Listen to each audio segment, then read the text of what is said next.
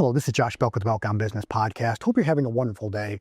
Over the last few weeks, we've been working our way through certain components of the big, beautiful bill. I'm not going to go back and mention as far as what we talked about in previous episodes. If you're interested, I encourage you to go back, maybe listen to, whether you're listening to the podcast that we produce or elsewhere. I think it's probably a good thing to get educated on some of these items before the end of the year. So the big beautiful bill that was passed earlier this month, as I record this, we're right at the end of July, and this will come out sometime in August.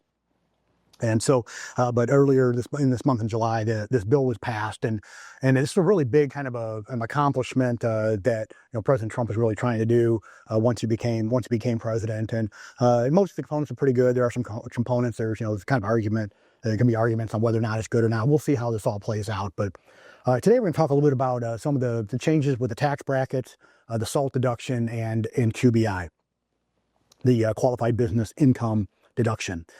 So first of all, the permanent change to lower tax brackets.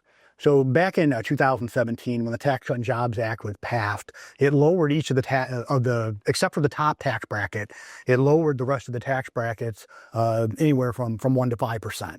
And so we end up in a situation to where most taxpayers, so this directly impacts lower and middle income taxpayers the most, saw and will continue to see the lower tax brackets. And it's been codified, so those lower tax brackets will be permanent or until the next president and Congress comes through and changes it if they indeed do. So the lower tax brackets have been extended permanently. And so if you're earning about $625K if you're single, $750,000K if you're married, everyone below that is seeing the lower tax brackets. And then the particular income thresholds will be modified for inflation, as historically has always been. So there has been a permanent change to those lower tax brackets. If they hadn't made that change, everyone that pays taxes would have seen, or most everyone who pays taxes would have seen a tax increase. Next, which is one of the areas that was most talked about and has been since 2017 is the SALT deduction, the state and local tax deduction. So a few years, the Tax Cut and Jobs Act removed the exemptions. So you used to have, the standard deduction, itemized deductions, and then you had exemptions for yourself, and then if you had children in the household. So, but the Tax Cut and Jobs Act eliminated the exemptions, removed the exemptions, and then increased the standard deduction amount. So most taxpayers, I would say probably about 3/4 of them plus, will take the standard deduction instead of itemizing now. So but that state and local income. So if you think of itemized deductions, there's the medical expense area, medical expense section. There's the SALT section, and then there are charitable contributions, and then other miscellaneous deductions, which are few. But the three main sections were the medical expenses, the interest, and then also the charitable contribution. But the state and local tax deduction, that number was at $10,000. So if you added up your state and local tax that you paid, if you paid over $10,000, many of us do, I know I do, then our cap and what we could take as far as the state and local income tax deduction portion was $10,000. That has been increased to $40,000, but that's only for the next few years. So this is for 25 through 28 for anyone making under $500,000 a year. Okay, so once you're over that $500,000 a year, there's a reduction in that SALT deduction. So for a lot of higher income taxpayers that are making over $500,000 a year, they may end up in a situation to where that deduction is still capped at the $10K. As it relates to the SALT deduction, the workaround has been the pass-through entity tax. And so we've had a number of clients and a number of states have implemented this as well, to where you pay the tax at the entity level to get around the SALT deduction. And so there still is some of that, but you'll definitely want to evaluate now with this particular change on whether or not paying that pass-through entity tax still makes sense for you. So you'll want to go through, especially if you start working toward the end of the year, doing some year-end tax planning and see what direction that you want to go before year end. Because there are many states that have very strict deadlines just for filing and paying that tax. So if you want to wait until the next year, you may end up missing the deadline to be able to pay the tax, to be able to utilize it on your individual tax return. Lastly for today, we'll talk about the qualified business income deduction.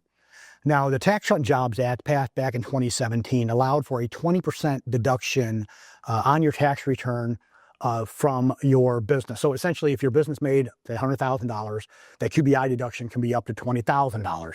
Now, it's a little bit more complex than that, but kind of in a kind of overall, that's what we'd be looking at. Now, as this bill was working through the House, they had at one point increased that number to 23%, and the final bill, that number is left at 20%. Now, in order for you to qualify, first of all, it has to be a trade or business that generally sells a product or service that otherwise isn't excluded. Now, those activities are called a specified trade or business. And so I mentioned this in a previous episode as it relates to my business here. My business here is what they call a specified trade or business, an SSTB, because the business relies on the skill of its owner or one of its employees.